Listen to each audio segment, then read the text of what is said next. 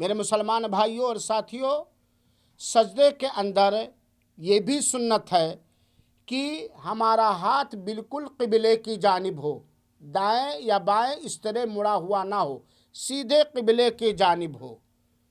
اور اسی طریقے سے سجدے کی سنت ہے کہ دونوں سجدہ کے درمیان تھوڑی دیر بیٹھنا، جس میں رب اغفر لی کہا جاتا ہے۔ اور بیٹھنے کا طریقہ یہ ہے کہ آدمی اپنے داہنے پیر کو اس طرح سے کھڑا کر لے کہ انگلیاں قبلہ کی جانب مڑی ہوئی ہوں، اور بائیں پیر کو بچھا لے اور اپنے پیچھے والے چٹھے کو اپنے بائیں کے پیر قدم کے اوپر رکھ لے۔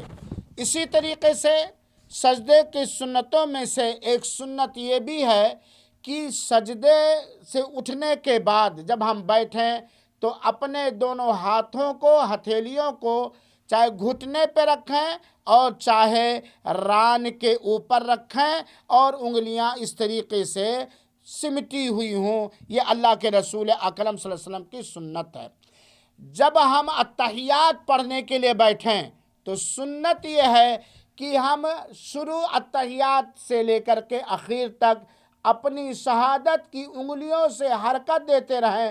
یہ شیطان کے لیے بڑی تکلیف دہ چیز ہے، اور از ابتدا تا انتہائی تشہد انگلیوں کی حرکت دینا یہ سنت رسول اکرم صلی اللہ علیہ وسلم ہے۔ اور اسی طریقے سے ایک سنت یہ بھی ہے کہ جب ہم نماز ختم کرنا چاہیں اور السلام علیکم ورحمۃ اللہ وبرکاتہ پڑھیں تو اپنی گردن کو داہنے جانب اور بائیں جانب موڑیں۔ اسی طریقے سے ایک سنت یہ بھی ہے کہ جب ہم اپنی آخری تشہد، نماز کی آخری تشہد میں بیٹھیں تو اپنے داہنے پیر کے قدم کو کھڑا کر کے حسب طاقت انگلیوں کو قبلے کی جانب موڑے رکھیں، اور بائیں پیر کو موڑ کر داہنے پیر کے نیچے نکال دیں اور اپنے چٹھے کو زمین پر رکھ کر کے بیٹھیں۔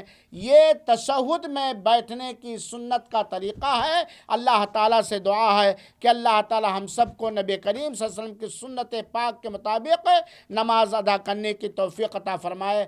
آمین۔ والسلام علیکم ورحمۃ اللہ وبرکاتہ۔ جزاکم اللہ خیرا۔